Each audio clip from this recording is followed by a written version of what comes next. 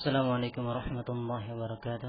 Alhamdulillahirabbil alamin wassalatu wassalamu ala Rasulillah wa ala alihi washabbihi wa man ittaba'ahu. Kaum muslimin rahimani wa rahimakumullah jami'an, para pendengar radio dakwah salafiyah dimanapun Anda berada.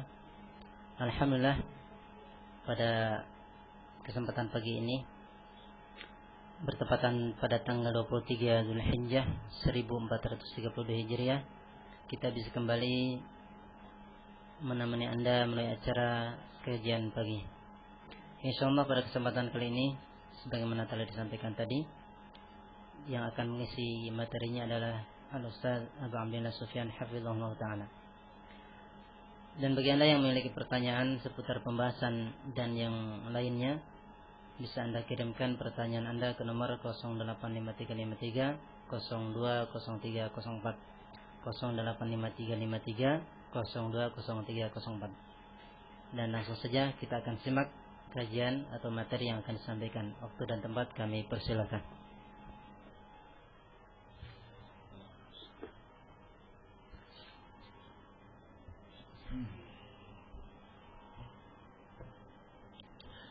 Innal hamdalillah nahmaduhu wa nasta'inuhu wa nastaghfiruh wa na'udzu billahi min shururi anfusina wa sayyiati a'malina may yahdihillahu fala mudilla lahu wa may yudlil fala hadiya lahu wa ashhadu an la ilaha illallah wahdahu la sharika lahu wa ashhadu anna Muhammadan 'abduhu wa rasuluhu sallallahu alaihi wa ala alihi wa sahabatihi ajma'in wa man tabi'ahum bi ihsanin ila yaumiddin. Ikhwani talabah dan para pendengar radio dakwah salafiyah rahimani wa rahimakumullah, kita akan melanjutkan insyaallah taala pembahasan hadis yang ketujuh dari hadis-hadis yang ada pada kitab Al-Arba'in An-Nawawiyah karya Al-Imam Abu Zakaria An-Nawawi rahimahullahu taala. Kita masih pada al-haditsus sabi. Qala al-muallif rahimahullah, hadis yang ketujuh, an Abi Ruqayyah Tamim ibn Aus ad-Dari radhiyallahu ta'ala anhu anna an-nabiy sallallahu alaihi wasallam qala. Dari sahabat yang mulia Abu Ruqayyah Tamim bin Aus ad-Dari, semoga Allah meridhai beliau, bahwasannya Nabi sallallahu alaihi wasallam bersabda, ad-dinun nasihah, agama itu adalah nasihat. Qulna liman ya Rasulullah, kami bertanya, nasihat bagi siapa ya Rasulullah? Qala lillahi wa li kitabihi wa li rasulihi wa li a'immatil muslimina wa 'ammatihim. Rasulullah sallallahu alaihi wasallam bersabda, nasihat bagi Allah, bagi kitabnya, bagi rasulnya, bagi para pemimpin kaum muslimin, dan bagi seluruh kaum muslimin. Rawahu Muslim, diriwayatkan oleh Al-Imam Muslim. Pada pertemuan yang sebelumnya telah kita jelaskan apa yang dimaksud dengan nasihat bagi Allah, nasihat bagi kitabnya, dan nasihat bagi rasulnya. Demikian pula telah kita jelaskan yang dimaksud dengan nasihat bagi para pemimpin kaum muslimin. Dan pemimpin kaum muslimin itu terbagi dua, yaitu al-ulama wal umara, para ulama dan pemerintah. Ini yang dimaksud dengan pemimpin kaum muslimin. Dan pada pertemuan yang sebelumnya telah kita jelaskan apa yang dimaksud dengan nasihat kepada para ulama. Maka kesempatan ini insyaallah taala akan kita jelaskan apa yang dimaksud dengan nasihat kepada pemerintah. Berkata Asy-Syaikh Ibnu Utsaimin rahimahullahu taala, "Wan nasihatu lil umara takunu bi umurin." Dan yang dimaksud dengan nasihat kepada pemerintah adalah dengan beberapa perkara. Minha awwalan, di antaranya yang pertama, i'tiqadu imamatihim wa imratihim, meyakini kepemimpinan mereka dan pemerintahan mereka. Meyakini kepemimpinan mereka dan pemerintahan mereka. Faman lam ya'taqid annahum umara fa innahu lam yansah lahum. Maka barang siapa yang tidak meyakini bahwa mereka adalah pemerintah, maka dia tidak menasihati mereka. Li'annahu idza lam ya'taqid annahum umara falam yamtathil amrahum wa lam yantahi amma nuhu anhu. Karena kalau dia tidak meyakini bahwa mereka adalah pemerintah, maka dia tidak akan mungkin mentaati perintah mereka dan menjauhi larangan mereka. Fala budda an ta'taqida annahu imamun aw annahu amir. Maka harus engkau yakini bahwa dia seorang pemimpin atau dia seorang pemerintah. Wa man mata wa laysa fi unuqihi bai'ah mata maitatan jahiliyah. Beliau mengutip sebuah hadis, dan barang siapa mati dan tidak ada di lehernya suatu bai'at, yakni suatu ketaatan kepada pemerintah, maka dia mati seperti matinya jahiliyah. Karena memang karakter jahiliyah menentang pemerintah. Wa man tawalla amral muslimin walau bil ghalabah fahuwa imamun.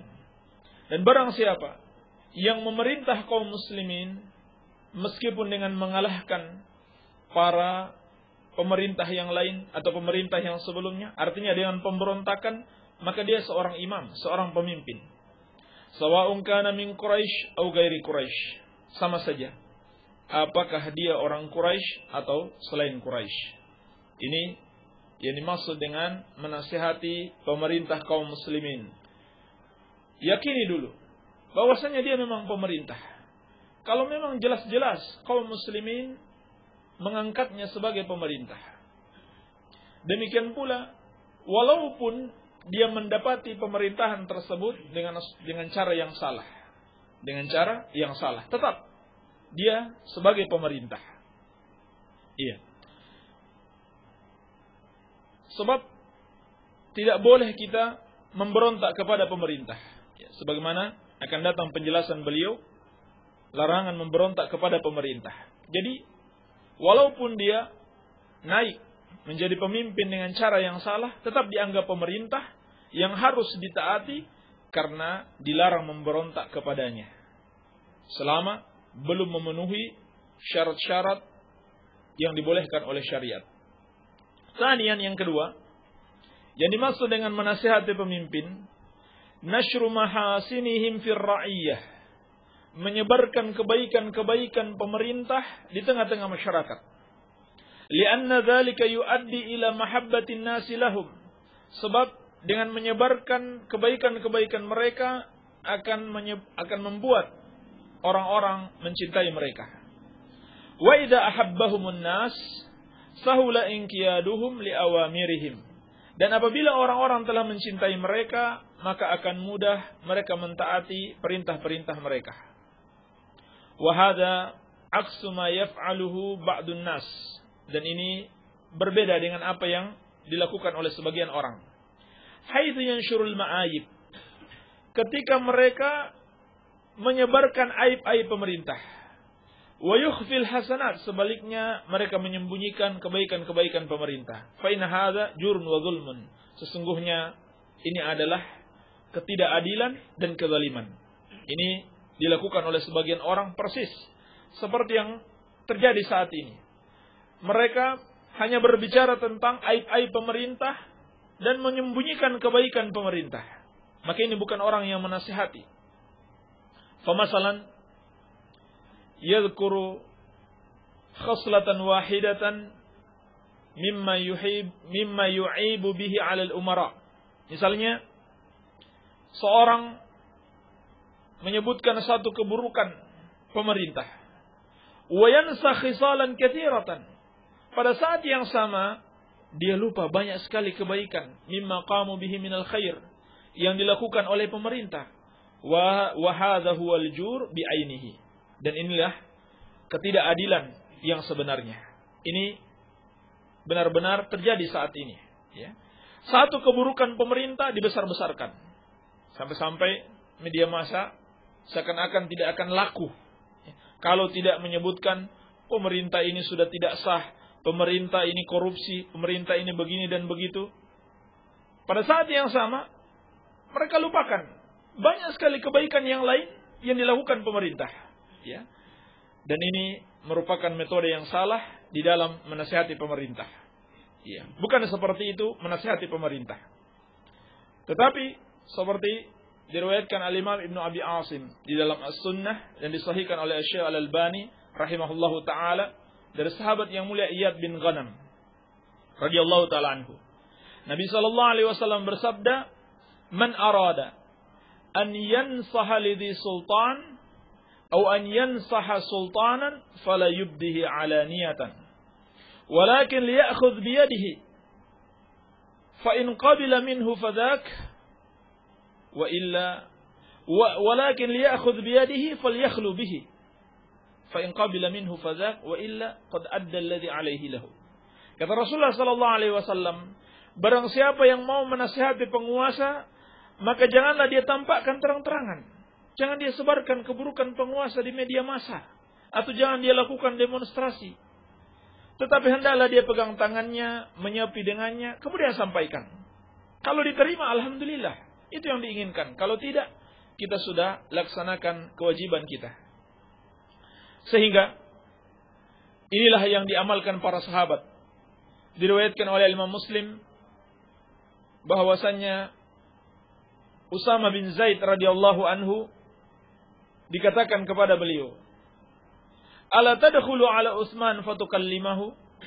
Tidakkah engkau masuk menemui Utsman, kemudian engkau sampaikan kepadanya, engkau nasihati dia? Jadi dikatakan oleh Al-Hafidz Ibnu Hajar dalam Fathul Bari, ada seorang gubernur di zaman Utsman. Tercium dari mulutnya bau khamar. Ini gubernur dari kalangan selain sahabat di zaman Utsman. Maka masyarakat sudah tahu penyimpangannya, sudah tersebar luas gubernur yang satu ini. Lalu mereka mau meminta kepada Utsman untuk mencopot gubernur ini. Lalu dikatakan kepada Usama bin Zaid sebagai orang dekat Utsman, "Tidakkah engkau masuk kepada Utsman dan menyampaikan kepadanya tentang perkara ini?" Yani tidakkah engkau menasihati Utsman? Lalu apa kata Usama bin Zaid? Waqal, "Atarawna anni la ukallimuhu illa usmi'ukum?" Apakah kalian menyangka aku tidak berbicara kepadanya kecuali harus memperdengarkan kepada kalian? Wallahi laqad kallamtuhu fima baini wa bainahu duna an aftatiha amran la uhibbu an akuna awwal man fatahahu. Demi Allah, kata Usama bin Zaid, aku telah menyampaikan nasihat kepadanya yang hadir ketika itu hanya antara aku dengan dia. Tidak ada yang lain. Sebab aku tidak mau membuka suatu pintu, suatu perkara yang aku tidak suka menjadi orang yang pertama membuka pintu tersebut. Dikatakan oleh para ulama, yang dimaksud membuka pintu itu adalah menasihati pemerintah secara terang-terangan.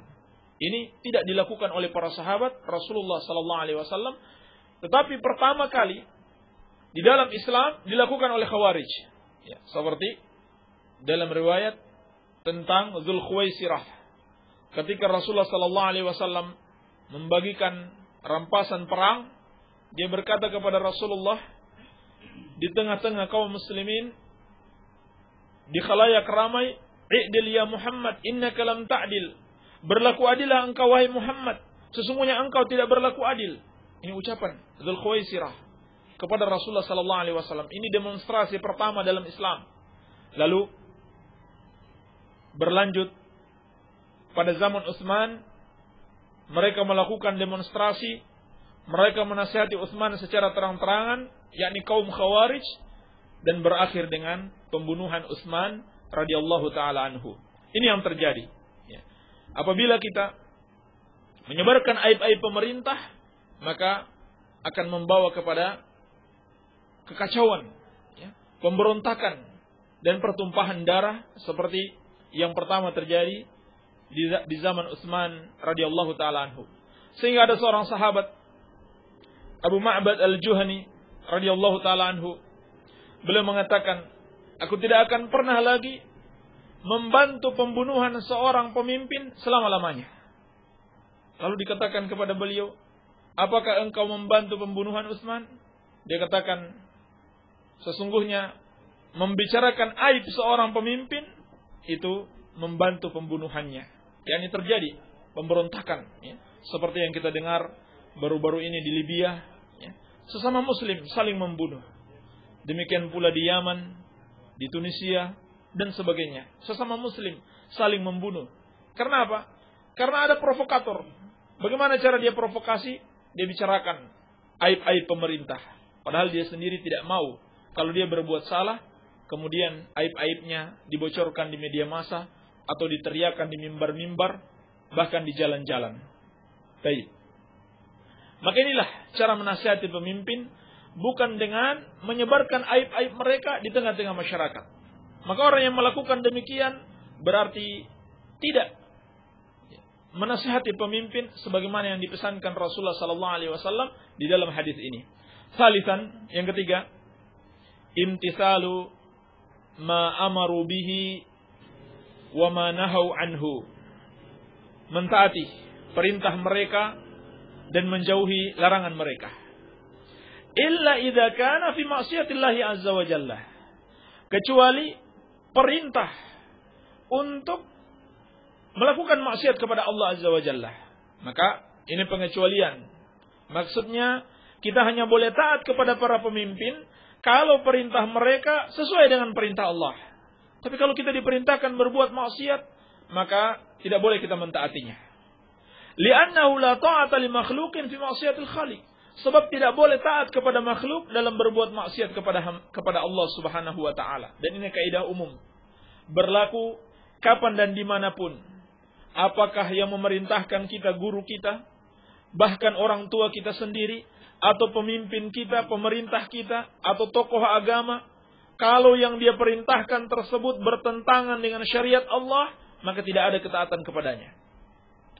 Wamtithalu ta'atihim ibadatun. Dan mentaati para pemerintah merupakan ibadah. Walaysat mujarradu siyasah. Bukan sekedar politik. Jadi dalam Islam taat kepada pemimpin itu ibadah. Ini suatu prinsip yang sudah dilupakan oleh banyak kaum muslimin. Yang merupakan ibadah mereka anggap sebagai suatu kehinaan. Wah, penjilat pemerintah katanya. Masa semua yang dikatakan pemerintah dia taati? Walaupun ternyata tidak bertentangan dengan syariat. Cari muka katanya kepada pemerintah. Sebaliknya, yang suka menentang pemerintah, membicarakan aib-aib pemerintah, mereka anggap pahlawan. Mereka anggap pemberani. Padahal mentaati pemerintah kaum muslimin itu merupakan ibadah, bukan sekedar politik. Bidalilin anna Allah Ta'ala amara biha, faqala azza wa jalla. Dengan dalil bahwasanya Allah memerintahkan hal tersebut. Sebagaimana firman Allah, Ya ayyuhalladzina amanu, ati'ullaha wa ati'ur rasul, wa ulil amri minkum. Dalam surat An-Nisa ayat ke-59. Wahai orang-orang yang beriman, taatlah kepada Allah dan taatlah kepada Rasul dan para pemimpin kalian. Faja'ala dzalika min ma'muratihi azza wa jalla. Maka Allah jadikan ketaatan kepada pemimpin bagian dari perintah Allah Subhanahu wa taala. Wa ma amara Allah taala bihi fa huwa ibadah. Dan apa yang Allah perintahkan merupakan ibadah. Jadi ini prinsip yang harus diyakini oleh setiap muslim. Taat kepada pemerintah itu ibadah. Bukan lemah. Bukan cari muka, bukan menjilat, tapi memang ibadah. Kenapa? Karena Allah perintahkan dalam Al-Quran. Wala yushtaratu fi ta'atihim alla ya'sullaha fi anfusihim. Dan tidak disyaratkan dalam mentaati penguasa bahwa mereka tidak pernah bermaksiat kepada Allah dalam diri-diri mereka. Fa'atihum, maka taatilah mereka. Fima amaru bihi wa in asallaha. Pada apa yang mereka perintahkan, meskipun di satu sisi mereka bermaksiat kepada Allah. Li'annaka ma'murun bi ta'atihim. Karena engkau diperintahkan untuk mentaati mereka. wa in asallaha fi anfusihim, meskipun mereka bermaksiat kepada Allah dalam diri mereka. Jadi maksudnya, kalau mereka berbuat maksiat, mereka korupsi, mereka berlaku zalim, nepotisme dan sebagainya, itu sudah dosa mereka.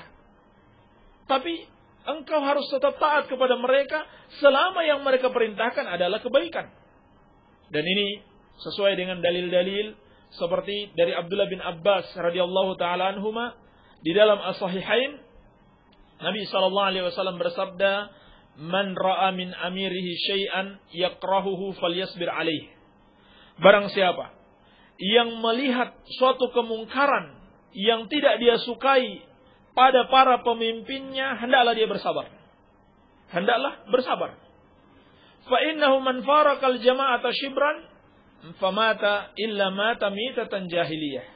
Karena sesungguhnya barang siapa yang menyelisihi pemerintah sejengkal saja, kemudian dia mati, maka dia mati seperti mati jahiliyah.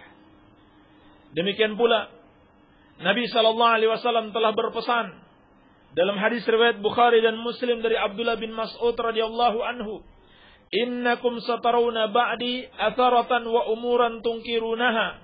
Sesungguhnya kalian akan melihat setelahku berbagai kezaliman, kecurangan yang dilakukan oleh pemerintah dan kemungkaran-kemungkaran yang tidak kalian sukai, kalian ingkari.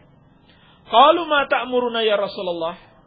Lalu sahabat bertanya, apa yang engkau perintahkan kepada kami ya Rasulullah? Apakah Rasulullah mengatakan kalian memberontak atau kalian jangan mentaati pemimpin kalian? Tidak. Qala Rasulullah sallallahu alaihi wasallam bersabda, "Addu ilaihim haqqahum wa sallallahu haqqakum." Tunaikan hak mereka dan minta kepada Allah hak kalian. Inilah yang diperintahkan Nabi sallallahu alaihi wasallam. Kalau kita menghadapi para pemimpin yang zalim, maka kita tetap menunaikan hak mereka, kita tetap mentaati mereka. Adapun hak kita yang tidak mereka tunaikan, uang kita mereka makan, maka kita minta kepada Allah hak kita. Berarti doa, bukannya memberontak, tetapi doa. Maka mudah bagi Allah Subhanahu wa taala untuk menjatuhkan pemimpin yang zalim. Tetapi kalau dilakukan pemberontakan justru bertentangan dengan syariat, maka kemudaratannya akan lebih besar. Baik. Demikian pula dalam hadis riwayat Muslim dari Wa'il bin Hujr. Qulna ya Rasulullah, ara'aita in kana alaina umara yamna'una haqqana wa yas'aluna haqqahum? Kami bertanya, ya Rasulullah, bagaimana pendapatmu apabila pemerintah yang memerintah kami, pemerintah yang menguasai kami, menahan hak kami dan hanya meminta hak mereka? Jadi hadis ini menunjukkan adanya pemerintah yang zalim, pemerintah yang tidak berhukum dengan syariat. Apakah Rasulullah mengatakan mereka itu sudah kafir semua karena tidak berhukum dengan syariat, lalu boleh memberontak? Tidak. Faqala isma'u wa ati'u. Justru Nabi SAW mengatakan tetap dengar dan taat. Ini dikemukakan hadis ini, wahai para pemberontak, wahai orang-orang yang melakukan demonstrasi, bahkan mengkafirkan para penguasa. Rasulullah SAW ditanya oleh sahabat tentang pemerintah yang tidak berhukum dengan hukum Islam. Bagaimana bentuknya? Yamna'una haqqana wa yas'aluna haqqahum. Mereka tidak memberikan hak rakyat dan mereka hanya menuntut hak mereka. Ini jelas tidak berhukum dengan syariat. Apakah Rasulullah sallallahu alaihi wasallam memahami wa man lam yahkum bima anzalallah fa ulaika humul kafirun? Secara mutlak kafir begitu saja? Tidak. Seperti kata Ibnu Abbas, kufrun duna kufrin. Kufur kecil yang tidak menyebabkan keluar dari Islam. Maka kata Rasulullah sallallahu alaihi wasallam, isma'u wa ati'u.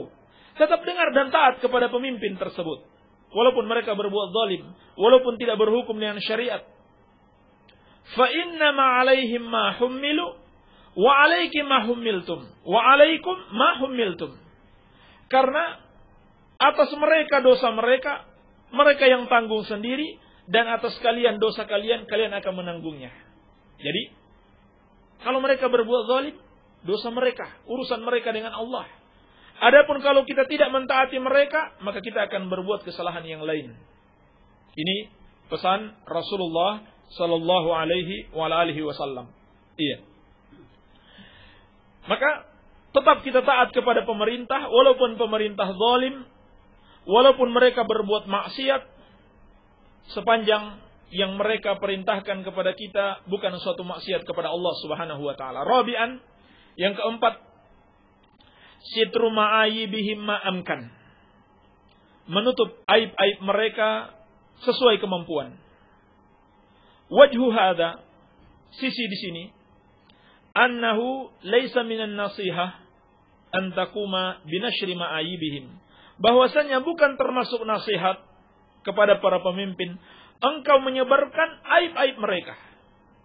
Lima fi dzalika min mal'il qulubi ghaidan wa hikdan wa hanakan ala ulatil umur.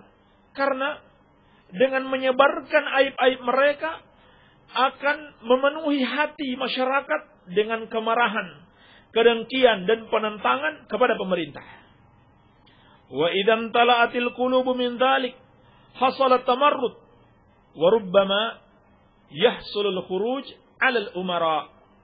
Maka apabila kebencian, kedengkian dan penentangan telah memenuhi hati masyarakat, maka akan terjadi penentangan, akan terjadi kudeta, dan pada akhirnya terjadilah pemberontakan.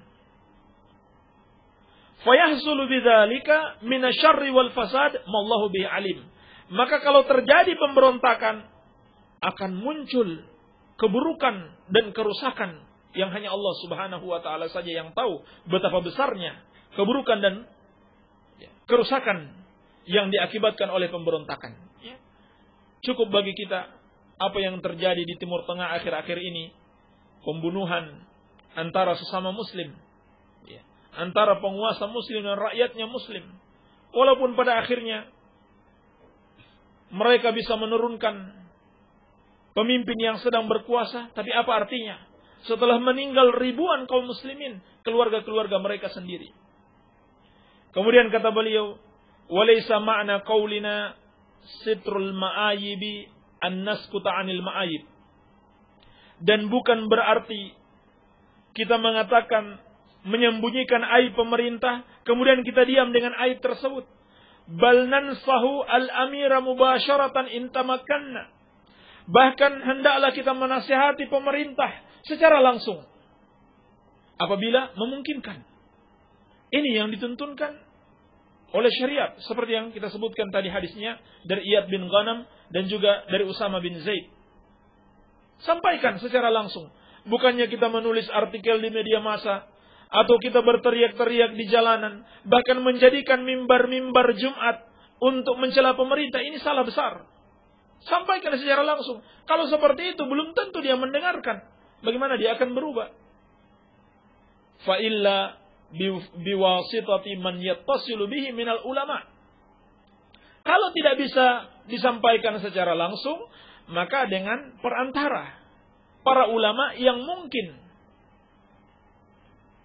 memiliki akses kepada penguasa. Wa ahlul fadl. Demikian pula orang-orang yang memiliki keutamaan, orang-orang terhormat yang dekat dengan penguasa.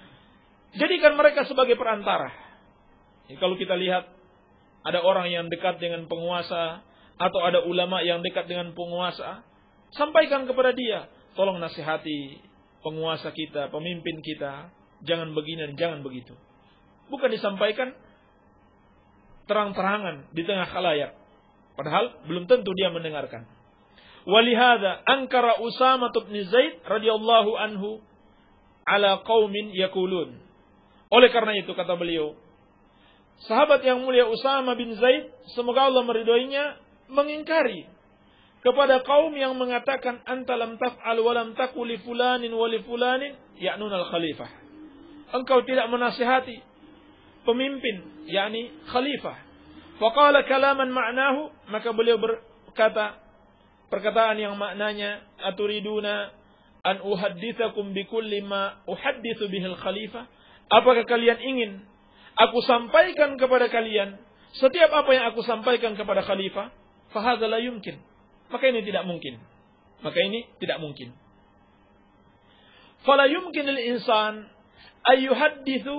ayyuhadditha bikulli ma qala lil amir. Tidak mungkin bagi seseorang untuk menyampaikan setiap apa yang dia nasihati kepada pemimpin. Li'annahu idza haddatsa bihadza fa imma ayyakuna al-amir nafadha ma qalah.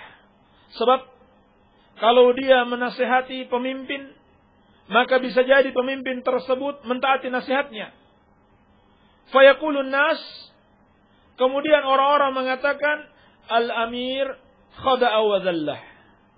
Amir tunduk dan menghinakan diri di depan dia. Jadi, kalau seorang menasihati pemimpin, kemudian dia sampaikan kepada masyarakat, saya telah menasihatinya. Lalu betul-betul amir tersebut, pemimpin tersebut, mentaati nasihatnya, maka orang-orang akan mengatakan, pemimpin tersebut telah tunduk kepadanya, atau menghinakan diri di depannya. Wa imma an la yunafidha, fayaqulun nas asa wa tamarrada. Atau sebaliknya, pemimpin tersebut tidak mentaati nasihatnya, maka mereka akan mengatakan lagi pemimpin tersebut berbuat maksiat dan menentang. Jadi kata beliau, walidzalika minal hikmah, oleh karena itu termasuk hikmah, idza nasahta ulatal umur alla tubayyina dzalika linnas. Kalau engkau menasihati pemerintah, engkau tidak menyampaikan hal itu kepada manusia. Li'anna fi dzalika dararan 'azimah. Sebab apabila engkau sampaikan, hal itu akan mengakibatkan bahaya yang besar. Baik. Dan di sisi yang lain, Syekh Ibnu Utsaimin rahimahullah juga dalam fatwa beliau, ketika beliau ditanya, apakah engkau tidak menasihati pemimpin? Ini Syekh Utsaimin di majelis beliau juga pernah ditanya, engkau tidak menasihati pemimpin?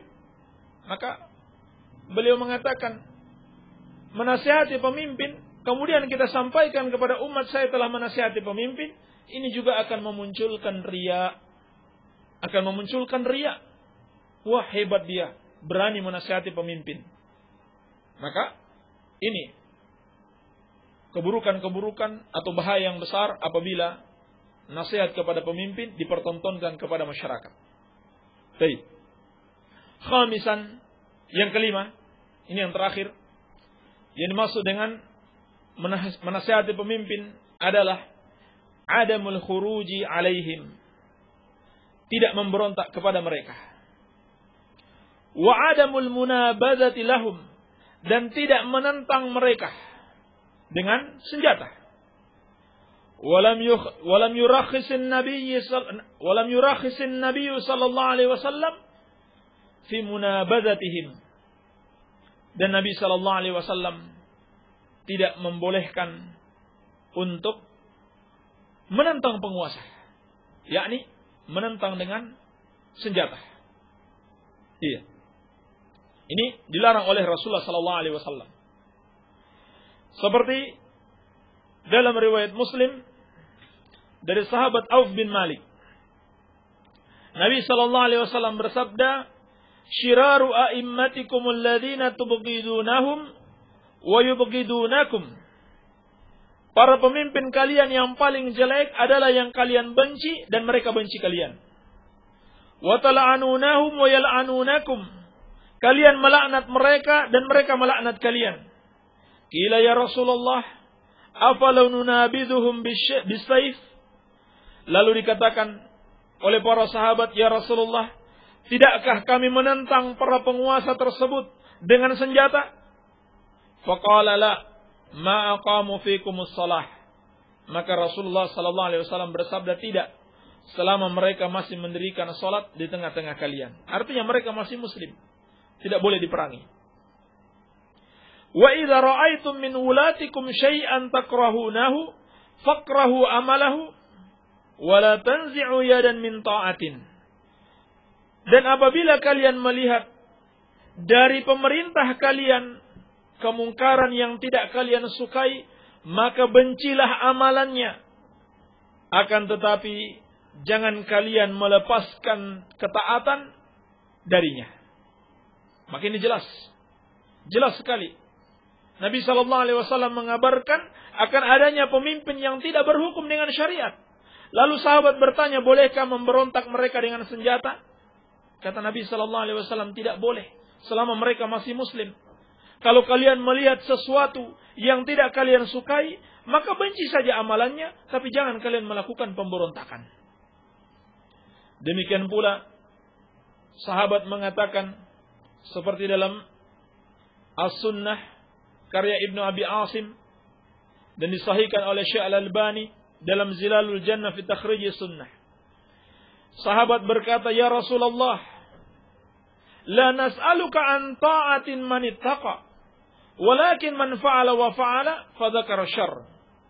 Dari Adi bin Hatim radhiyallahu anhu, para sahabat bertanya, "Ya Rasulullah, kami tidak bertanya kepadamu tentang ketaatan kepada pemimpin yang bertakwa." Mari kita perhatikan.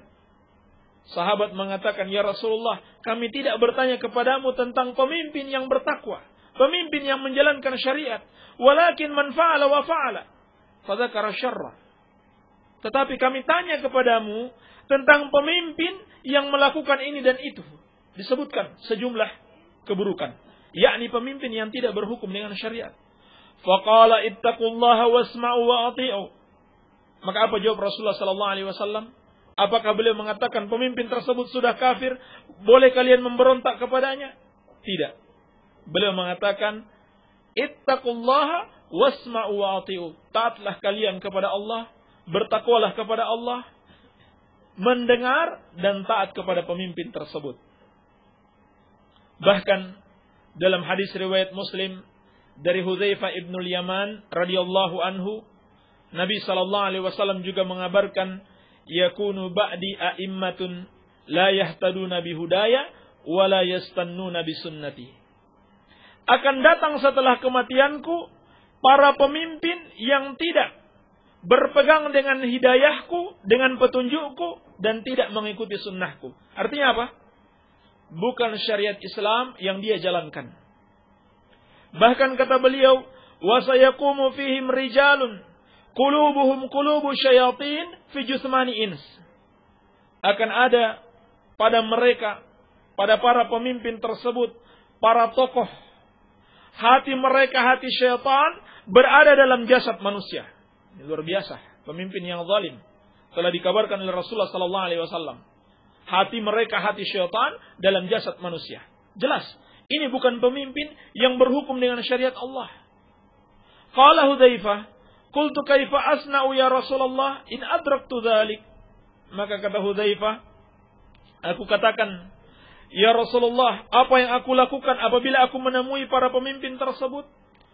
Qala tasma'u wa tuti'u lil amir. Maka Rasulullah sallallahu alaihi wasallam bersabda, engkau tetap dengar dan taat kepada pemimpin tersebut.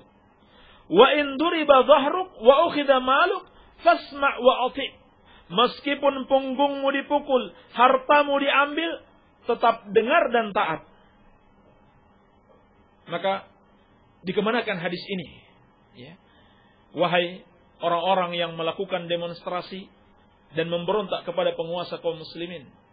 Jelas-jelas kata Rasulullah sallallahu alaihi wasallam, para pemimpin yang tidak mengikuti hidayahku, tidak menjalankan sunnahku, bahkan hati mereka hati syaitan dalam jasad manusia, bahkan memukul punggungmu dan mengambil hartamu. Apakah Nabi sallallahu alaihi wasallam mengatakan berontak, mereka sudah kafir karena tidak menjalankan syariat? Tidak. Fasma wa ati, tetap dengar dan taat. Jadi pemberontakan mutlak dilarang di dalam syariat. Illa kama qala, kata Syekh rahimahullah, kecuali seperti yang dikatakan oleh Rasulullah sallallahu alaihi wasallam, antara kufran bawahan indakum minallahi fihi burhan. Engkau benar-benar melihat kekufuran yang nyata di mana kalian mendapati atau memiliki dalil bahwasanya perbuatannya memang kekufuran. Seperti dalam hadis Bukhari dari Ubadah bin Samit radhiyallahu anhu. Ini pengecualian. Tidak boleh kalian memberontak kecuali kalian benar-benar melihat kekufuran yang nyata. yang mana kalian memiliki dalil dari Allah bahwa memang itu kekufuran. Bukan setiap yang tidak berhukum dengan syariat Allah itu kekufuran. Karena Ibnu Abbas radhiyallahu taala anhuma dan para ulama salaf menafsirkan wa man lam yahkum bima anzalallah fa ulaika humul kafirun, dan barang siapa yang tidak berhukum dengan hukum Allah maka mereka itu adalah orang-orang yang kafir. Itu adalah kufrun duna kufrin, kufur kecil yang tidak mengeluarkan dari Islam. Tetapi yang dimaksudkan oleh Rasulullah sallallahu alaihi wasallam dalam hadis ini kufur yang nyata, yang jelas, kufur akbar. Dan di sini ada beberapa syarat. Kata Rasulullah sallallahu alaihi wasallam, antarau ay ru'yatu ain au ru'yatu ilmin mutayaqqinah. Kalian melihat kekufuran itu, yakni benar-benar kalian lihat dengan mata kalian atau melihat dengan ilmu yang yakin. Bukan hanya sekedar gosip atau desas-desus yang biasa disebarkan oleh media massa. Benar-benar kalian lihat dan kalian yakin. Kemudian kata Nabi sallallahu alaihi wasallam, kufran bawahan ay wadihan bayyinan, kufur yang jelas, bukan yang masih muhtamal, masih dapat ditafsirkan lain. Indakum fihi minallahi burhan, di mana kalian memiliki burhan, memiliki bukti, ay dalilun qati, dalil yang jelas, yang tegas bahwa itu merupakan kekafiran. Tsumma idza jazal khuruj, kemudian kata beliau rahimahullah, kemudian apabila memang boleh memberontak, alaihim bihadhihi syurut, kepada pemerintah dengan syarat-syarat ini, fahal ya'ni dzalika annahu yajibu an yukhraj alaihim, maka apakah yang dimaksudkan dengan itu wajib untuk memberontak kepada mereka? Li'anna hunaka farqan baina jawazil khuruj wa baina wujubil khuruj. Karena di sana ada perbedaan antara bolehnya memberontak dan wajib memberontak. Ini harus dibedakan.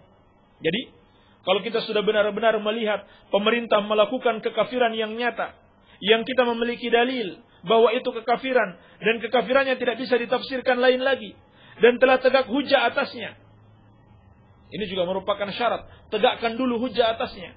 Belum disampaikan, belum dinasehati, tiba-tiba langsung mengkafirkan.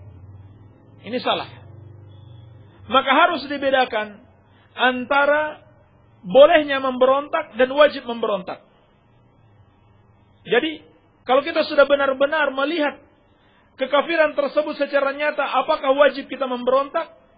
Al-jawab, la nakhruj hatta walau ra'ayna kufran bawahan indana fihi minallahi burhan. Kata beliau rahimahullah, jawabannya, tidak boleh kita memberontak meskipun kita telah melihat kekufuran yang nyata, yang kita memiliki dalil dari Allah, illa haitsu yakunul khuruja maslahatan.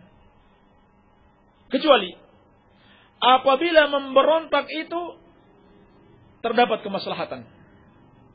Ini syarat yang lain. Kalau kita sudah melihat kemungkaran atau kekafiran penguasa, maka tidak otomatis boleh memberontak. Harus dipertimbangkan dulu maslahat dan mudaratnya. Walaysa minal maslahati an taquma fi'atun qalilatun silahuha qalilun fi wajhi dawla biquwwatiha wa silahiha. Dan bukan termasuk maslahat ada sekelompok kecil, senjatanya kecil, tidak memiliki persenjataan besar, apabila dibandingkan dengan senjata yang dimiliki oleh pemerintah dan kekuatannya. Li'anna hadza yatarattabu alaihi iraqatud dima, sebab perbuatan tersebut, yakni melawan tanpa ada kemampuan senjata, akan mengakibatkan tertumpahnya darah kaum muslimin. Wastihlalul haram dun irtifa'il mahdzuril ladzi intaqadu bihil umara, dan penghalalan yang haram tanpa mengangkat kemaksiatan yang dilakukan oleh pemimpin tersebut. Ini maksud beliau, percuma kalau kita mau melawan pemerintah walaupun mereka sudah jelas-jelas melakukan kekafiran, sementara kita tidak punya kekuatan. yang akan terjadi mudaratnya lebih besar dibanding maslahatnya. Kama huwa musyahadun min ahdi khurujil khawarij fi zamanil khulafa'ir rasyidin radhiyallahu anhum illa yaumina hadha. Sebagaimana disaksikan semenjak pemberontakan khawarij pada zaman khulafa'ur rasyidin sampai hari ini. Haitsu yahsulu minasyarri wal mafasid ma la ya'lamuhu illa Rabbul ibad. Ketika terjadi berbagai macam kejelekan dan kerusakan-kerusakan yang tidak diketahui kecuali oleh Allah Subhanahu wa taala. Lakin ba'dun nas tatawaqqadu naral ghirah fi qulubihim. Akan tetapi sebagian orang terbakar api kecemburuan di dalam hati-hati mereka. Summa yuhdithuna ma la tuhmad uqbahu. Mereka melakukan sesuatu yang tidak dipuji akibatnya, yakni mengakibatkan berbagai macam kerusakan. Wa hadza ghalatun azim, dan ini adalah merupakan kesalahan yang besar. Summa inna naqul ma mizanul kufr. Kemudian kita mengatakan, apa ukuran kekafiran? Faqad yaral ba'du hadza kufran wal ba'du la yarahu kufran. Bisa jadi sebagian orang memandang suatu perbuatan adalah kekufuran dan sebagian lagi tidak mengatakan kekufuran. Walihada qayyada an-nabiy sallallahu alaihi wasallam dzalika biqaulihi kufran bawahan. Oleh karena itu, Nabi sallallahu alaihi wasallam mengatakan di dalam sabdanya kufran bawahan, kekafiran yang jelas. Laisa fi ihtimalun, di mana di dalamnya tidak ada kemungkinan lain. Kama law ra'aitahu yasjudu lis-sanam.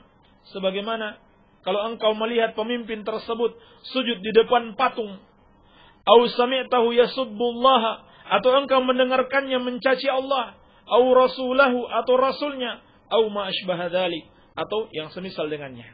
Jadi kekufuran yang dimaksudkan di situ yang dengannya boleh kita memberontak adalah kekufuran yang jelas. Betul-betul engkau yakini sebagai kekufuran berdasarkan dalil yang ada, bukan ucapan-ucapan yang masih mengandung ihtimal, masih mengandung kemungkinan yang lain.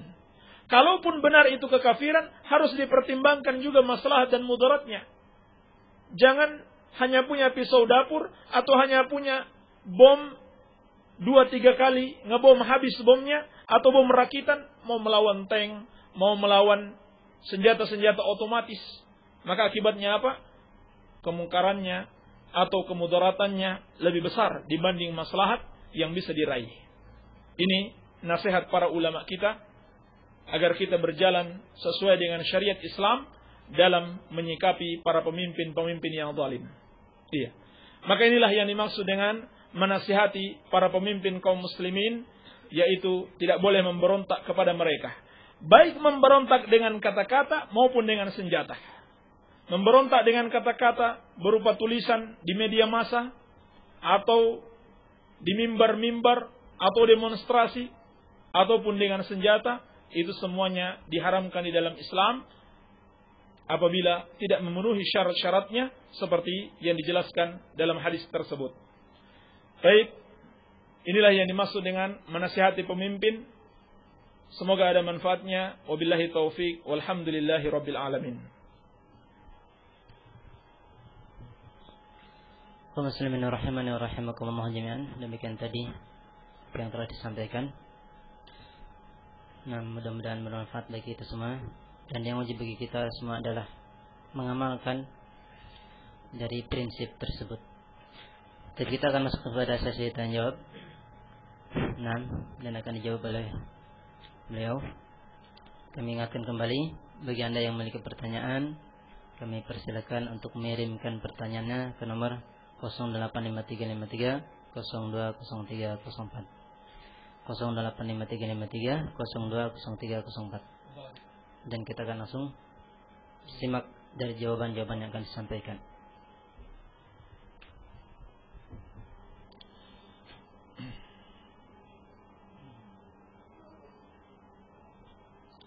Bismillahirrahmanirrahim. Alhamdulillah.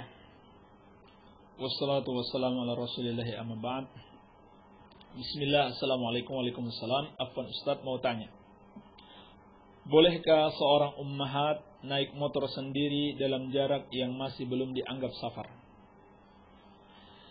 Kami nasihatkan hal ini hendaklah dihindari karena akan memunculkan fitnah, yakni godaan bagi laki-laki. Anak laki-laki yang sudah berusia 13 tahun kadang sholat di rumah, makmum kepada umminya, disuruh belajar menjadi imam belum berani.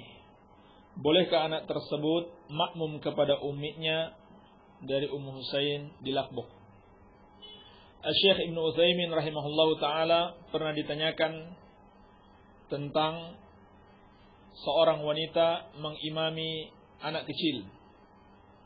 Maka kata beliau, pendapat yang benar, tidak boleh wanita mengimami laki-laki, apakah laki-laki dewasa maupun anak kecil.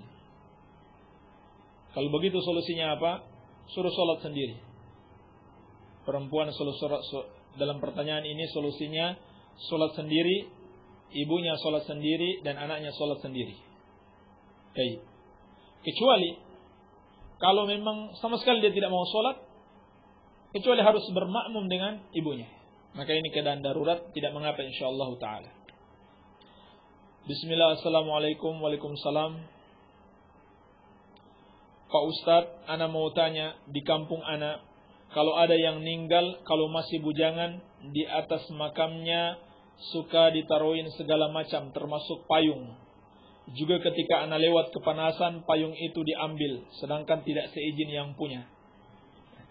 Maksud ana ingin dapat manfaatkan daripada mubazir. Yang ana tanyakan, bolehkah payung itu dipakai? Kalau enggak boleh, payung itu akan dibuang. Jazakallah khair wa jazakallah khair. Tidak mengapa insyaallah ta'ala mengambil hal-hal yang seperti itu. Ya. Sebab Syekh Ibn Baz rahimahullah ta'ala di dalam ta'liq beliau terhadap Fathul Majid, beliau menjelaskan Rasulullah sallallahu alaihi wasallam berdasarkan riwayat yang sahih mengambil harta yang dipersembahkan kepada berhala untuk dibayarkan hutang sahabat Urwah bin Mas'ud Ats-Tsaqafi radhiyallahu anhu. Maka barang-barang tersebut yang dijadikan sesajen atau dibuat mubazir tanpa ada manfaatnya boleh diambil untuk dimanfaatkan. Iya. Assalamualaikum Ustaz. Waalaikumsalam. Di daerahku ada jamaah pengajian Hizbut Tahrir. Apakah ini aliran sunnah apa sesat? Kalau seumpama sesat, ajarannya apa contoh kesesatannya? Hizbut Tahrir adalah aliran sesat, bukan aliran sunnah, bukan pula ahlus sunnah, tetapi mereka adalah aliran sesat, termasuk ke dalam 72 golongan ahlul bid'ah. Lalu apa kesesatannya? Kesesatan mereka banyak sekali. Di antaranya yang baru saja kita bahas, penentangan kepada pemerintah kaum muslimin. Mereka juga ingin berkuasa. Mereka menentang pemerintah kaum muslimin, melakukan demonstrasi dan menyebarkan aib-aib pemerintah di media massa. Lihat saja dalam buletinnya Al-Islam yang suka dibagi-bagi pada hari Jumat, terutama di kota Banjar, banyak sekali buletin mereka beredar, buletin Al-Islam terbitan HTI, Hizbut Tahrir Indonesia. Isinya tidak lepas dari celaan-celaan dan penyebaran aib pemerintah. Ini salah satunya. Dan telah kita jelaskan tadi bahwa itu adalah penyimpangan. Dan masih banyak penyimpangan mereka. Di antaranya mereka menolak hadis-hadis ahad, yaitu hadis-hadis yang hanya diriwayatkan oleh 1, 2, atau 3 orang sahabat, bukan banyak sahabat. Mereka tolak. Kata mereka dalam akidah tidak bermanfaat. Sehingga di antara mereka ada yang tidak percaya kalau azab kubur itu ada. Kenapa? Karena mereka menganggap hadisnya hadis ahad, walaupun yang benar hadisnya mutawatir. Inilah kebodohan mereka. Kebodohannya double. Hadis mutawatir mereka katakan hadis ahad, itu pun mereka tidak percaya. Dan masih banyak penyimpangan-penyimpangan Hizbut Tahrir. Maka hendaklah diperingatkan kaum muslimin, hati-hati dengan kelompok ini. Assalamualaikum waalaikumsalam. Afwan Ustaz, ana mau tanya, kalau kita foto untuk kepentingan KTP dan sebagainya, apa itu haram juga? Syukran atas jawabannya. Mohon dijawab juga lewat SMS. Tolong di SMS bahwasannya foto untuk KTP, paspor dan semisalnya adalah sesuatu yang sifatnya darurat. Dan yang berdosa adalah yang membuat peraturan tersebut. Assalamualaikum. Waalaikumsalam. Maaf Pak Ustaz, ini saya mau tanya. Apa artinya doa ini? Allahumma arifat nujum sir Rasulullah, ya Rasulullah, ya malaikat Jibril, ya malaikat Mikail, ya malaikat Israfil, ya malaikat Israel. Terus baca syahadat sebanyak-banyaknya, juga ikhlas. Doa ini pepatah orang lain. Doa ini katanya bila kita ada kemauan. Maaf Pak Ustaz, saya ini orang awam, mohon penjelasan tentang doa ini. Boleh diamalkan enggak? Terima kasih dari Ibu Yohana di Banjar. Wassalam. Ini adalah doa yang mengandung syirik kepada Allah. Doa yang mengandung syirik kepada Allah. Doa yang merupakan ibadah. Tetapi di sini bukannya ibadah, justru sebaliknya. Menyekutukan Allah Subhanahu wa taala dalam ibadah. Dikatakan dalam doa ini, ya Rasulullah. Dia minta kepada Rasulullah. Ya malaikat Jibril, Mikail, Israfil, Israel. Dia minta kepada malaikat. Padahal Allah Subhanahu wa taala berfirman, "Wa qala rabbukum ud'uni astajib lakum. Innal ladzina yastakbiruna an ibadati sayadkhuluna jahannama dakhirin." Rabbmu telah berfirman, berdoalah kepadaku. Jangan berdoa kepada makhluk. Barang siapa yang tidak mau berdoa kepadaku, mereka akan masuk neraka dalam keadaan hina. Jadi enggak boleh dibaca ini doa syirik. Iya, berdoa kepada selain Allah Subhanahu wa taala. Doa itu ibadah. Kalau dipersembahkan kepada selain Allah, maka itu syirik. Undangan kepada semua rakyat Sidarja, Kedung Reja dan sekitarnya insyaallah Sabtu besok jam 2 sampai jam 4.30 sore kajian kitab tauhid dan fikih bersama Ustaz Fauzan di Masjid Agung Sidarja. Mohon datanglah Anda semua ke majelis ilmu. Baik, ini undangan, nanti dibacakan lagi.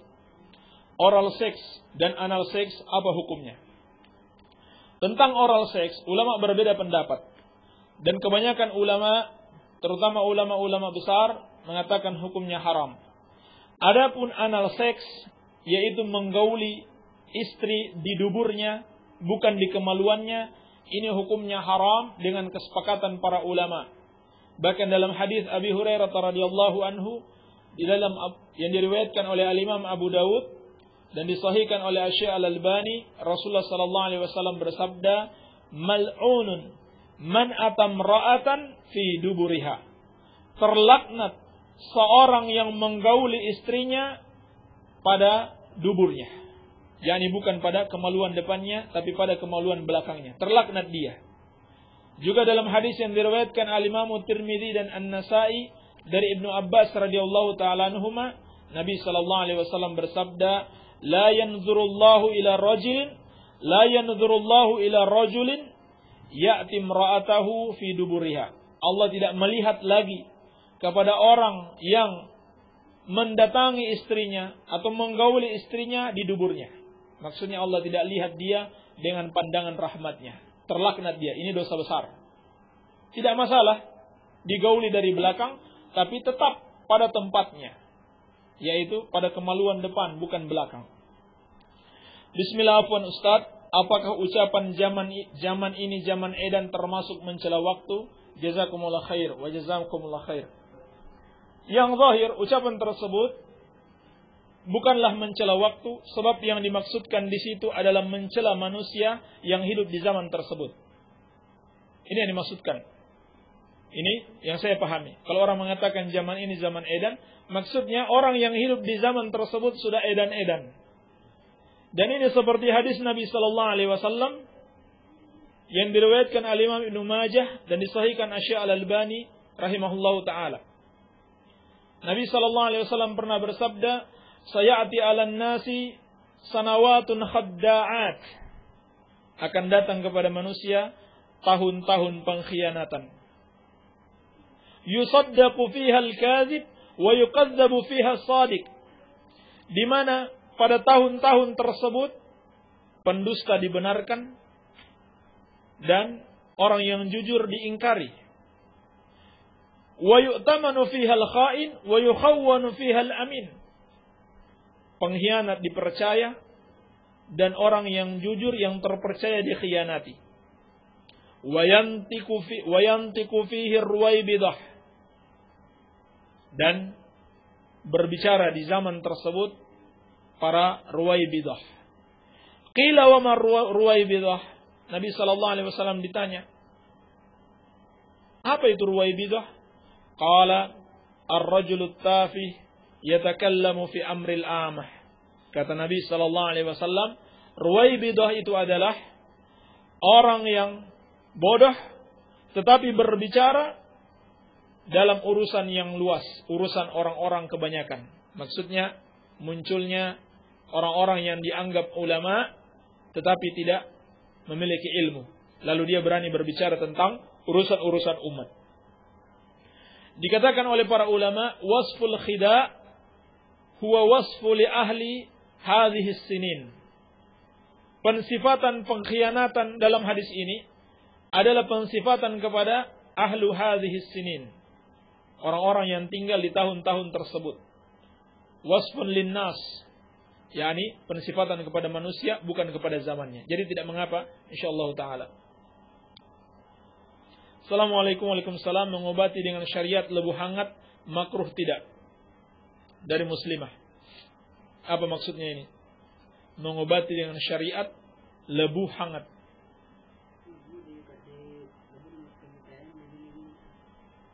Lebu dimasukin di kain, kemudian dihangatin. Lebu yang bara api dari bara itu bara kayu.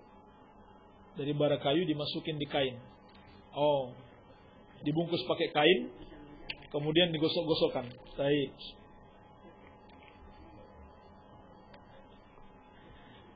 Tidak mengapa insyaallah taala. Sepanjang tidak mengandung di situ al-idza, yakni sesuatu yang menyakitkan. Adapun yang dilarang dalam hadis adalah al-kai. Al-kai itu besi yang dipanaskan lalu langsung ditaruh di tempat yang sakit. Jadi betul-betul di situ mengandung idza. Ya. Yakni sesuatu yang menyakitkan. Kalau seperti itu tidak mengapa insyaallah taala. Baik. Bismillah Ustaz, apa kabar? Alhamdulillah, kabarnya baik. Saya ada pertanyaan dari teman. Apakah setelah membaca Yasin, Al-Waqiah, Al-Mulk ada doa-doa khusus? Tidak ada. Tidak ada doa khususnya sepanjang yang kami ketahui. Tidak ada dalilnya. Bagaimana dengan buku Majmu' Asy-Syarif? Apakah itu sudah sesuai dengan ajaran atau sunnah Rasul sallallahu alaihi wasallam? Mohon jawabannya, syukran. Majmu' Syarif adalah kumpulan kebid'ahan. Ya. Tidak sesuai petunjuk Rasulullah sallallahu alaihi wasallam. Ya. Katanya ada ayat 15, ayat 17 dan sebagainya, itu hanya buatan-buatan mereka, tidak sesuai dengan petunjuk Rasulullah sallallahu alaihi wasallam. Assalamualaikum Pak Ustaz. Waalaikumsalam.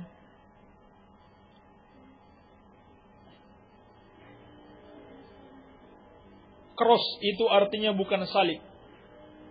Tapi cross itu artinya silang salib, yaitu cakra atau kali. Jadi HP cross bukan HP salib, tapi HP cakra atau kali. Nuhun. Ya. Sebagaimana telah kita jawab sebelumnya, saya katakan kalau memang benar artinya itu salib. Jadi ini dikembalikan kepada penanya yang mengetahui lebih jelas. Kalau memang benar itu artinya salib, yang maksudnya adalah salib yang biasa digunakan orang-orang Nasrani, maka itu tidak boleh. Sebab kita menggunakannya berarti ta'awun dengan mereka dalam kebatilan. Tapi kalau ternyata bukan itu artinya, maka hal itu tidak dibolehkan. Baik. Assalamualaikum Pak Ustaz. Waalaikumsalam. Alhamdulillah, saya kemarin malam Senin sudah melahirkan anak perempuan yang ketiga.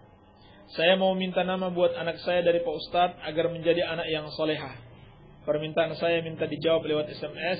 Sebelum dan sesudahnya saya aturkan terima kasih dari Nono Wanarja. Alhamdulillah, semoga Allah Subhanahu wa taala memberkahi Anda, memberkahi anak yang dilahirkan sampai ketika dia sudah dewasa, dia berbakti kepada kedua orang tuanya.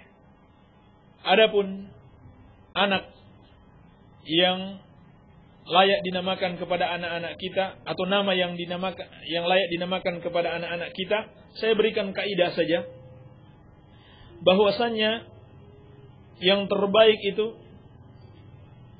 kalau dia laki-laki Abdullah dan Abdurrahman, sebagaimana telah datang dalil tentang itu. Tapi kalau perempuan, hendaklah digunakan nama-nama orang yang saleh yang ada dalam Al-Quran. Demikian pula nama-nama para sahabat, yakni sahabat wanita dari kalangan istri-istri para sahabat Rasulullah sallallahu alaihi wasallam. Ini yang digunakan, ini yang sunnah. Iya. Dan juga nama itu hendaknya satu saja, dan jangan nama itu dijadikan 2 atau 3 untuk satu orang. Ya. Misalnya namanya Aisyah. Aisyah saja.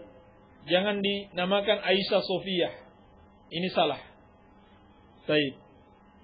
Jadi pilih saja nama-nama para istri Nabi sallallahu alaihi wasallam atau para sahabiyah lainnya seperti Aisyah, Sofiyah, Juwairiyah, Hafsah, Zainab, dan masih banyak lagi nama-nama istri-istri para sahabat Rasulullah sallallahu alaihi wasallam. Baik.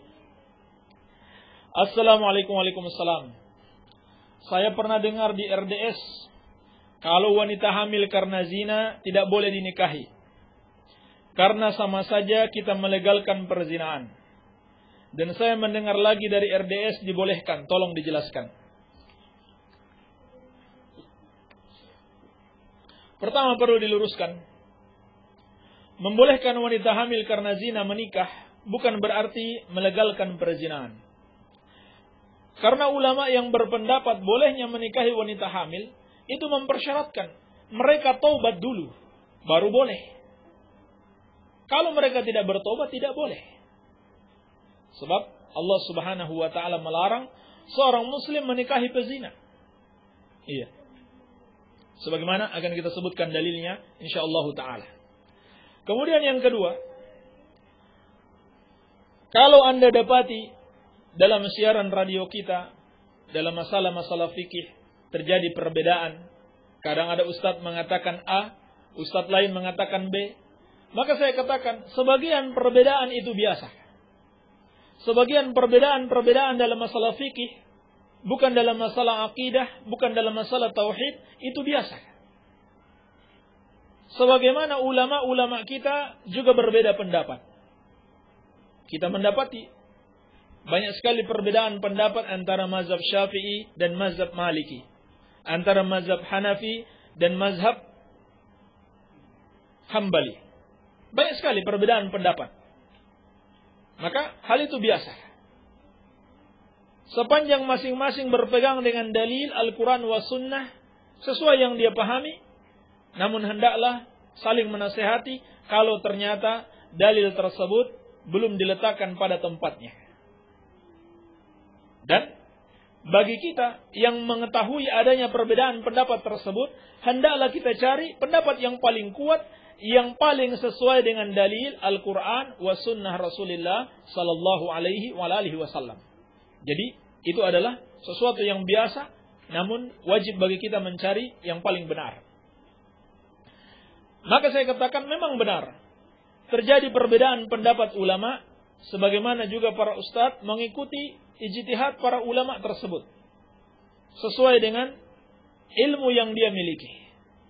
Bahwasannya ulama berbeda pendapat tentang sah atau tidaknya wanita yang menikah dalam keadaan dia hamil dari perzinaan.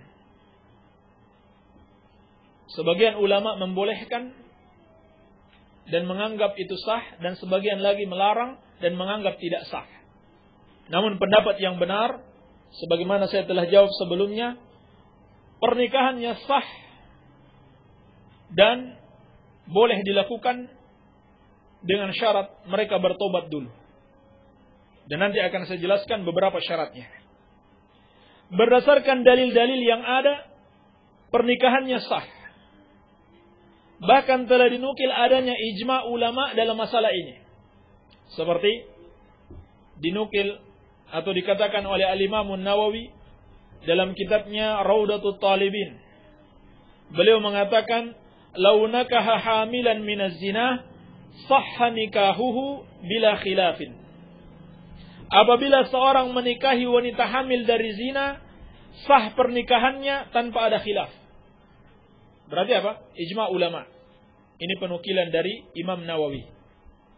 Al-Hafidh Ibnu Hajar dalam Fathul Bari juz ke-9 halaman 157. Adapun dari Imam Nawawi tadi dalam Raudatul Talibin juz ke-8 halaman 375. Adapun dalam Fathul Bari juz ke-9 halaman 157, Al-Hafidh Ibnu Hajar Al-Asqalani rahimahullah mengatakan, qala Ibnu Abdul Bar, berkata Al-Imam Ibnu Abdul Bar, wa qad ajma'a ahlul fatwa minal amsar ala annahu la yahrum 'ala zani tazawwuju man zana biha. Telah sepakat para ahli fatwa dari negeri-negeri bahwasannya tidak haram atas seorang pezina menikahi wanita yang dia zinahi. Tapi ada syarat-syaratnya sebagaimana akan kita jelaskan. Ini penukilan ijma' dari An-Nawawi dan Ibnu Hajar. Kemudian terdapat riwayat-riwayat dari Khulafa'ur Rasyidin dan dari para sahabat bahwasannya mereka menikahkan laki-laki dan wanita yang berzina dalam keadaan wanita tersebut hamil. Seperti diriwayatkan oleh Al-Imam Al-Baihaqi di dalam As-Sunan Al-Kubra juz ke-8 halaman 222 nomor 17.428 dari Ibnu Umar radhiyallahu taala anhuma. Beliau menceritakan ketika Abu Bakar radhiyallahu anhu sedang berada di masjid, datang seorang laki-laki. Faqala Abu Bakar li Umar radhiyallahu anhu. Maka Abu Bakar berkata kepada Umar, "Qum ilaihi fandur fi sya'nihi fa inna lahu sya'nan." Berdirilah dan perhatikan urusannya, karena dia memiliki suatu urusan yang penting. Faqama ilaihi Umar radhiyallahu anhu qala, maka Umar pun menemui orang tersebut dan dia mengatakan kepada Umar, "Innahu dafahu daifun fawaqa'a bibnatihi." Bahwasanya orang tersebut kedatangan tamu lalu berzina dengan anaknya. Naudzubillahi min dzalik. Fasaqqa Umar radhiyallahu taala anhu fi sadrihi. Maka Umar memukul dadanya. Wa qala qabbahaka Allah ala satarta ala ibnatik. Dan Umar mengatakan, semoga Allah memburukkanmu. Kenapa engkau tidak sembunyikan saja aib anakmu? Qala fa'amara bihi ma Abu Bakar radhiyallahu anhu faduriba al-hadda. Maka Abu Bakar memerintahkan keduanya untuk diberikan hukuman had. Summa tazawwaja ahaduhuma minal akhar wa amara bihima fagurriba aman aw haulan. Kemudian mereka dinikahkan lalu diasingkan selama 1 tahun. Ini jelas keputusan Abu Bakar dan juga keputusan Umar sekaligus. Adapun secara khusus yang merupakan keputusan Umar juga diriwayatkan oleh Imam Al-Baihaqi dengan sanad yang sahih dalam Sunan Al-Kubra juz ke-7 halaman 155 nomor 14248 dari Abu Yazid Al-Makki, anna rajulan tazawwaja imra'atan walaha ibnatun min ghairihi. Bahwasannya ada seorang laki-laki menikahi wanita dan dia memiliki anak perempuan dari selain wanita tersebut. Walahu ibnun min ghairiha. Dan wanita itu juga memiliki anak dari selainnya. Jadi maksudnya ada janda dan duda menikah, kemudian masing-masing membawa anak bawaan selain anak mereka. Si perempuan membawa anak perempuan dan laki-laki membawa anak laki-laki. Fafajara al-gulam bil jariyah. Lalu anak mereka berdua ini berzina. Anna rajulan tazawwaja imra'atan wa laha ibnatun min ghairihi. Bahwasanya ada seorang laki-laki menikahi wanita dan wanita ini memiliki anak perempuan dari selainnya. Walahu ibnun min ghairiha. Dan laki-laki tersebut juga memiliki anak dari selain wanita itu. Fafajara al-gulam bil jariyah. Lalu anak mereka berdua berzina. Wal iyadu billah. Fadhahara biha habalun. Lalu nampak pada wanita tersebut kehamilan. Falamma qadima Umar radhiyallahu anhu Makkah, rufi'a dzalika ilaih. Maka ketika Umar mendatangi Makkah, kasus tersebut diangkat kepadanya. Fasa'alahuma fa'tarafa. Lalu Umar bertanya kepada keduanya dan mereka pun mengakuinya. Fajaladahuma Umar al-hadda. Maka Umar menghukum mereka dengan hukuman had. Wa harasa an yajma'a bainahuma fa'abal gulam. Lalu Umar berkeinginan untuk menggabungkan antara mereka berdua, yakni menikahkan. Tetapi pemuda tersebut tidak mau. Ini jelas keputusan Umar bin Khattab radhiyallahu anhu. Al-Imamul Baihaqi dan juga Imam Abdul Razzaq dalam musannafnya juga menukil fatwa yang serupa dari Ibnu Mas'ud, Ibnu Umar, Jabir bin Abdullah, Ibnu Abbas radhiyallahu taala anhum. Ini dari kalangan sahabat. Demikian pula dari kalangan tabi'in, Sa'id bin Musayyib, Sa'id bin Jubair, Az-Zuhri, Al-Hasan Al-Basri dan selain mereka yang berpendapat bolehnya demikian. yakni menikahkan wanita yang hamil dari perzinahan. Tetapi ada beberapa hal yang harus diperhatikan. Yang pertama, menikahi pezina haram. Artinya kalau dia belum bertobat atau salah satu dari keduanya belum bertobat, tidak boleh menikahi. Jadi ulama yang membolehkan menikahi orang yang berzina dengan syarat sudah bertobat dulu, maka tidak bisa dikatakan hal itu melegalkan perzinahan. Sebab Allah Subhanahu wa taala berfirman dalam surat An-Nur ayat ketiga, Az-zani la yankihu illa zaniyatan aw musyrikatan. Seorang pezina tidak menikahi kecuali wanita pezina atau wanita musyrikah. Waz-zaniyatu la yankihuha illa zanin aw musyrikun. Wanita pezina tidak menikahinya kecuali pezina juga atau seorang musyrik. Wa hurrima dzalika 'alal mu'minin, dan hal itu diharamkan bagi orang-orang yang beriman. Maka diharamkan menikahi pezina. Baik. Dan hadis ini atau ayat ini bukan berarti boleh menikahi wanita musyrik atau laki-laki musyrik. Ini hanya celaan bagi para pezina. Ini yang pertama yang harus diperhatikan. Yang kedua, setelah menikah tidak boleh berhubungan suami istri pada kemaluannya sampai wanita tersebut melahirkan. Karena dalam hadis yang diriwayatkan al-Imam Abu Dawud dari Ruwayfi bin Thabit al-Ansari radhiyallahu anhu, bahwasanya Rasulullah sallallahu alaihi wasallam bersabda, "La yahillu limri'in yu'minu billahi wal yawmil akhir ay yasqiya ma'ahu zar'a ghairihi." Tidak halal seorang yang beriman kepada Allah dan hari akhir menuangkan airnya di ladang orang lain. Maksudnya dia membuang air maninya pada orang yang hamil dari selainnya. Maka hadis ini juga berlaku bagi orang yang berzina itu tadi. Hubungannya ketika berzina itu haram, tidak sah. Kemudian setelah dia menikah, tidak boleh dia campurkan airnya yang halal dengan airnya yang haram sebelumnya. Maka tidak boleh berhubungan sampai wanita tersebut melahirkan. Yani tidak boleh berhubungan suami istri. Baik. Kemudian yang ketiga yang harus diperhatikan, anak tersebut tidak boleh dinasabkan kepada bapaknya, bapak biologisnya. Kenapa? Karena dia lahir dari pernikahan yang tidak sah. Ini berdasarkan hadis Amr bin Shu'aib dari bapaknya, dari kakeknya.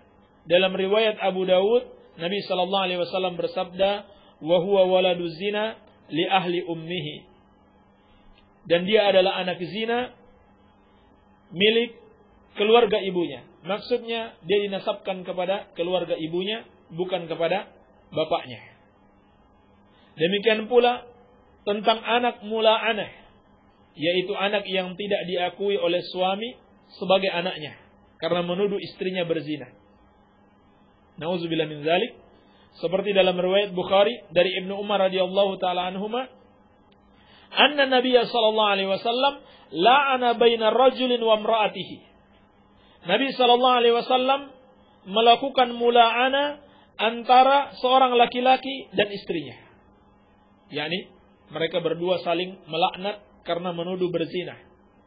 Semoga Allah menjaga kita dari hal tersebut. Fantafa min waladiha. Lalu suami ini tidak mengingkari anaknya. Dia tidak akui kalau itu anaknya, tapi dia tuduh itu anak zina. Fafarraqa bainahuma wa alhaqal walada bil mar'ah. Maka Nabi SAW memisahkan keduanya, yakni menceraikan mereka dan tidak boleh menikah selama-lamanya kalau sudah saling menuduh berzina tersebut. Wa alhaqal walada bil mar'ah. Dan Nabi SAW mengikutkan anaknya kepada wanita tersebut, yakni dinasabkan kepada wanita, kepada ibunya, bukan kepada bapaknya. Ini yang ketiga yang harus diperhatikan. Anak tersebut bukan anak yang sah sehingga tidak boleh dinasabkan kepada bapaknya, tetapi kepada ibunya. Baik. Maka jelas pendapat yang benar dengan memperhatikan syarat-syaratnya bahwa menikahi wanita yang hamil karena zina itu dibolehkan dalam syariat dan pernikahannya sah.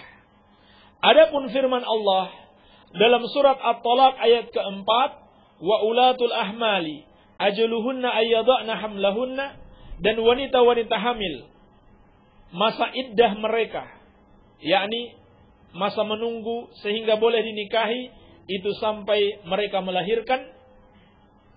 Maka ayat ini yang pertama konteksnya dari ayat-ayat sebelumnya itu adalah wanita yang hamil dari pernikahan yang sah. Kemudian dia ditalak suaminya. Jadi ayat ini berbicara tentang wanita hamil dari pernikahan yang sah, kemudian dia ditalak oleh suaminya. Maka kita tidak boleh menikahi dia sampai dia melahirkan. Adapun hamil karena zina, maka tidak ada iddahnya. Tidak ada dalil yang menjelaskan iddahnya wanita hamil karena zina. Ini yang pertama. Yang kedua, tidak mungkin pendapat banyak sekali sahabat, bahkan sahabat yang paling mengerti dengan Al-Quran, Abu Bakar, Umar, Ibnu Abbas, Ibnu Mas'ud, Jabir bin Abdullah, dan sebagainya, itu bertentangan dengan ayat tersebut. Maka berarti mereka memahami ayat tersebut tidak berlaku bagi wanita yang hamil karena zina. Bahkan telah dinukil ijma ulama. Andaikan penukilan tersebut sah, maka berarti tidak akan mungkin ayat tersebut yang dimaksudkan adalah wanita yang hamil karena zina. Karena ijma ulama tidak mungkin bertentangan dengan Al-Quran dan Sunnah. Sebab Nabi SAW bersabda, Innallaha la yajma'u ummati 'ala ad-dhalal. Sesungguhnya Allah tidak akan mengumpulkan umatku dalam kesesatan. Tidak mungkin Allah Subhanahu wa taala menjadikan seluruh umat Nabi sallallahu alaihi wasallam bersatu di atas kesesatan. Maka yang dimaksud dengan firman Allah pada surat At-Talaq ayat keempat, wanita-wanita hamil masa iddah mereka sampai mereka melahirkan adalah apabila dia hamil dari pernikahan yang sah. Baik. Ustaz mau tanya, kalau ada istri sudah mengajukan cerai ke pengadilan dan hakim sudah menjatuhkan talak satu, tapi karena kedua pihak ingin rujuk, apakah harus menikah lagi? Karena ada kejadian baru-baru hakim menjatuhkan talak, masa iddah dianggap belum selesai, kemudian mereka rujuk, langsung si istri hamil. Tapi begitu diketahui saudaranya yang ustadz maka harus menikah lagi. Apakah anak tersebut dari hasil zina atau bukan? Pernikahannya sah atau rujuk mereka sah, dan anak tersebut adalah anak yang sah, bukan anak zina. Kenapa? Karena mereka rujuk pada masa iddah. Dan masa iddahnya adalah 3 kali haid atau 3 kali suci berdasarkan firman Allah dalam surat Al-Baqarah ayat ke-228, wal mutallaqatu yatarabbasna bi anfusihinna thalathata quru. Dan wanita-wanita yang ditalak itu menunggu selama 3 kali haid atau 3 kali suci, lalu mereka boleh dinikahi oleh laki-laki yang lain. Jadi, kalau dia masih dalam masa 3 kali haid atau 3 kali suci ini, berarti dia masih boleh dirujuk tanpa harus menikah lagi. Ya. Walaupun yang di sini katakan Ustaz, menikahkan mereka lagi, harus menikahkan mereka lagi, ini pendapat yang salah. Ini tidak benar, kecuali kalau memang masa iddahnya sudah habis, sudah lewat dari salah satu quru, maka hendaklah mereka menikah lagi. Dan kalau mereka sempat berhubungan, mengira kalau pernikahan mereka masih sah, padahal sudah selesai masa iddahnya, maka anak tersebut tetap anak yang sah, sebab mereka tidak mengetahui sebelumnya. Ulama menjelaskan, kalau pernikahan itu adalah nikah syubhat, dalam keadaan mereka tidak mengetahui mereka itu adalah pernikahan yang sah atau tidak, maka itu tidak bisa dikatakan sebagai anak zina. Anak zina itu kalau mereka sama-sama tahu mereka itu berzina. Barangkali ini saja yang bisa kita jawab. InsyaAllah ta'ala yang belum terjawab kita lanjutkan pada kesempatan yang akan datang. Semoga ada manfaatnya. Lebih dan kurangnya saya mohon maaf. Subhanaka Allahumma bihamdika asyhadu an la ilaha illa anta astaghfiruka wa atubu ilaik. Wa sallallahu ala nabiyyina Muhammadin wa alihi wa sallam. Walhamdulillahi rabbil alamin.